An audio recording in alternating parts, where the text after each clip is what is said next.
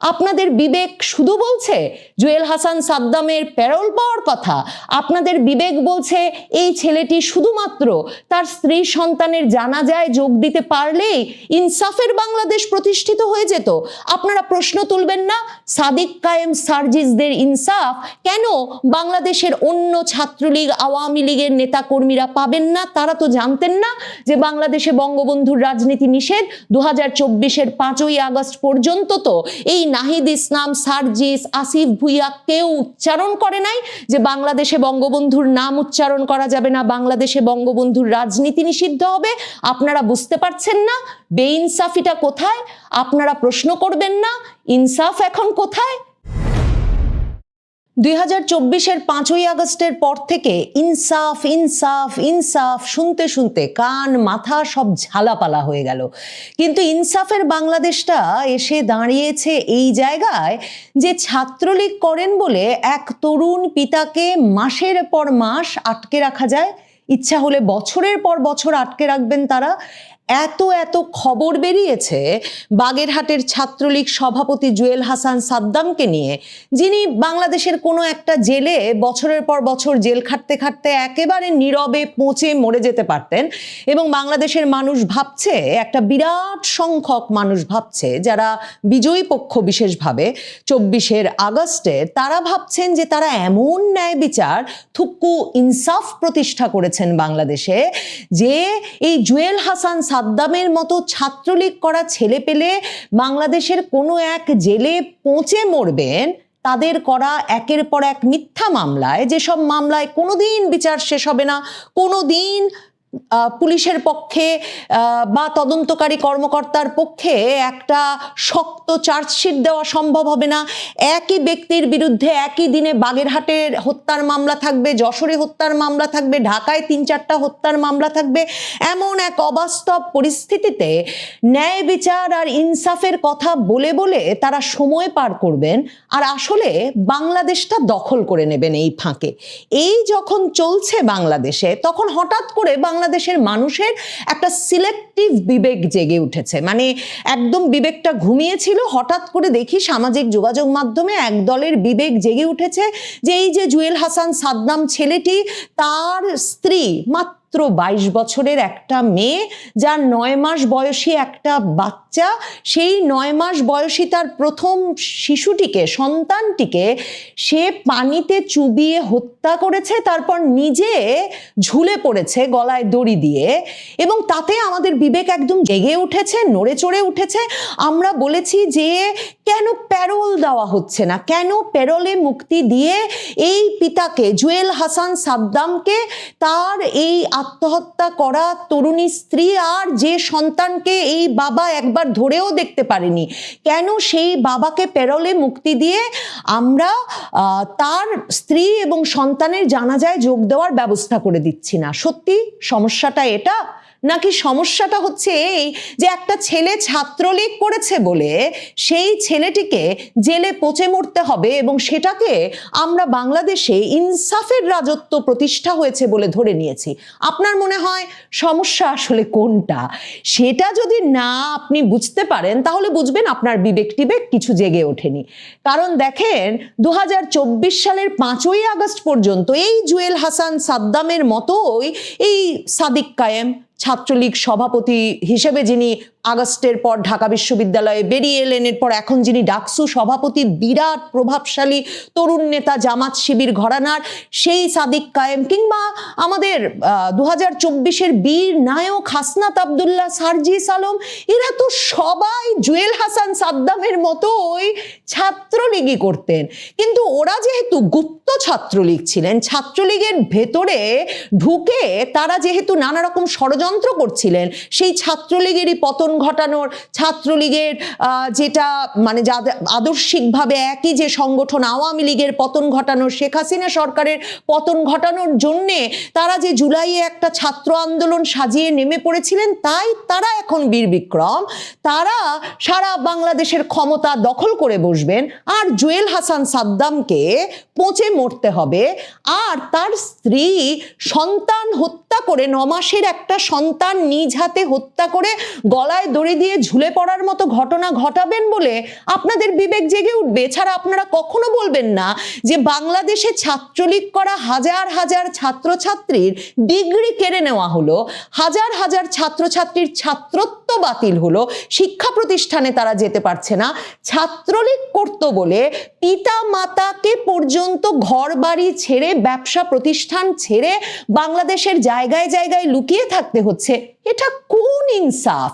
কোন ইনসাফে সার্জিস আলম, হাসনাত আব্দুল্লাহরা এমপি হবে, সাদিক কায়েম ডাকসু ভিপি হবে, আর এরা জেলে পচে মরবে? কই, আপনি তো এই প্রশ্ন করেন না। 2024-এর 5ই আগস্ট পর্যন্ত আপনি জানতেন যে এরা যখন, এই নাহিদ ইসলামরা যখন বঙ্গবন্ধুর বাংলায় বৈষম্যের ঠাঁই নাই এসব স্লোগান দিয়ে দিয়ে বৈষম্যমুক্ত ইনসাফের বাংলাদেশ প্রতিষ্ঠার জন্য পতাকা বেঁধে ধনধান্য পুষ্প ভরা গাইতে গাইতে বাংলাদেশে আন্দোলন করছিলেন ঢাকা শহরে, তখন কি ভেবেছিলেন যে এই তরুণরা 2024-এর 5ই আগস্টেই রাতারাতি বঙ্গবন্ধুর ভাস্কর্য সারা বাংলাদেশে ভাঙবে, মুক্তিযোদ্ধাদের ভাস্কর্য ভাঙবে, ভেঙে তাদের রাগ যাবে না, তারা মাথার উপর উঠে প্রস্রাব করবে?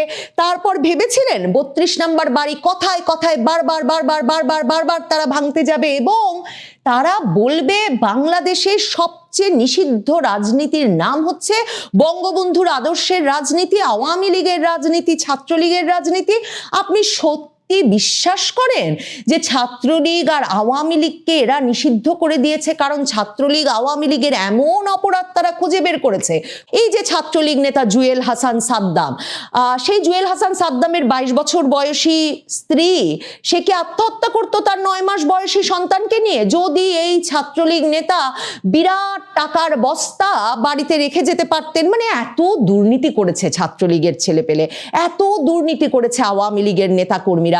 তো তাদের সন্তানাদি, তাদের পরিবারগুলোকে এত প্রভাব প্রতিপত্তিহীন হয়ে পড়তে হলো কেন বলুন তো? যে ইচ্ছে হলে এদের বাড়ি ভেঙে দিতে পারছেন, ইচ্ছে হলে এদের বাড়িতে আগুন দিতে পারছেন, ইচ্ছে হলে এই যে এর কমাস আগে তো এই ঘটনাও ঘটেছে যে ছাত্রলীগ কর্মীর পিতাকে পর্যন্ত পিটিয়ে মারা হয়েছে, মাতাকে পিটিয়ে মারা হয়েছে, এসব ঘটনা ঘটেছে। আওয়ামী লীগের রাজনীতির সঙ্গে জড়িত বলে শ্রমজীবী মানুষের কিশোর পুত্রকে পিটিয়ে মারা হয়েছে, বাবা ছেলেকে এক উঠানে পিটিয়ে মারা হয়েছে। কই, বিবেক তো জাগে নাই। হঠাৎ করে বিবেক কেন জেগে উঠলো বলুন তো? এই 22 বছরের মা তার পুত্রকে মেরে ফেলেছে এটা শুনে। আর আপনাদের বিবেক কেন জেগে উঠছে না যে এই ছেলেটিকে, জুয়েল হাসান সাদ্দামকে, ঠিক কি মামলায় মাসের পর মাস সেই 24 আগস্ট থেকে সে পলাতক জীবনযাপন করতে বাধ্য হলো? 9 মাসের শিশু সন্তানটিকে সে কখনো জীবিত অবস্থায় ছুঁয়ে দেখতে পারলো না। জেল থেকে সে পরিবারের কাছে চিঠি লিখলো যে তার একটা মাত্র কষ্ট যে বাচ্চাটাকে এখনো সে ধরে দেখতে পারেনি। কই, আপনাদের বিবেক তো তাতে জেগে ওঠে না। এসব গল্প তো আপনারা শুনতে চান না। মনে করে দেখুন, বাংলাদেশের আইন উপদেষ্টা পদে বসে আছেন এমন এক আইনের প্রফেসর, ডক্টর আসিফ নজরুল, বিরাট আইনজ্ঞ।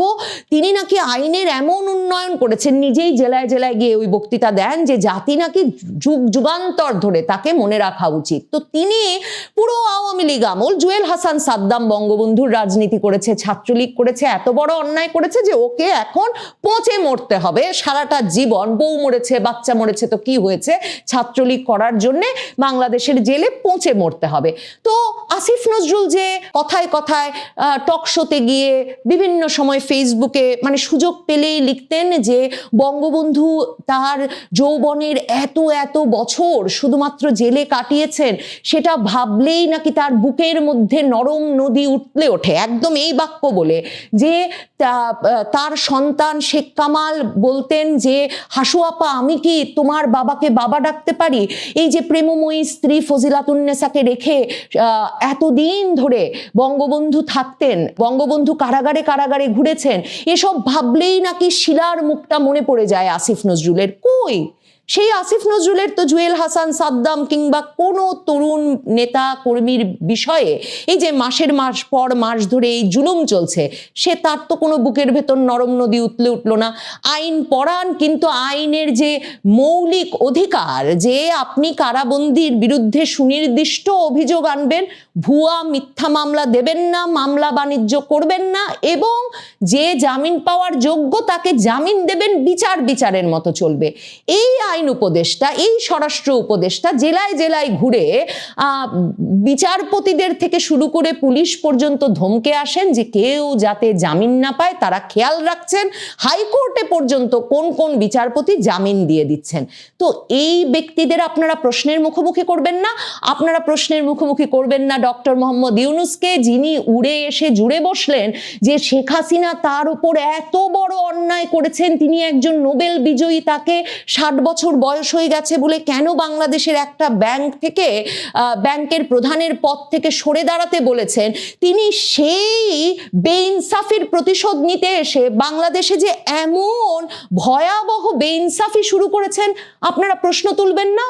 আপনাদের বিবেক শুধু বলছে জুয়েল হাসান সাদ্দামের প্যারোল পাওয়ার কথা, আপনাদের বিবেক বলছে এই ছেলেটি শুধুমাত্র তার স্ত্রী সন্তানের জানাজায় যোগ দিতে পারলেই ইনসাফের বাংলাদেশ প্রতিষ্ঠিত হয়ে যেত।